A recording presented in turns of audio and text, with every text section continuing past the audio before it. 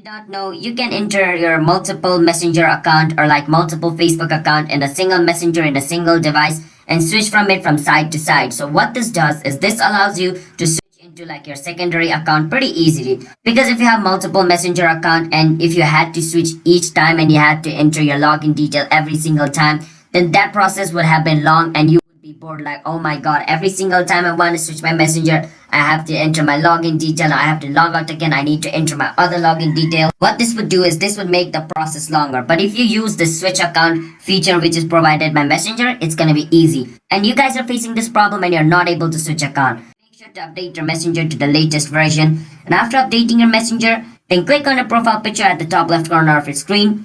Once you come over here, scroll a bit down and click on versus switch account.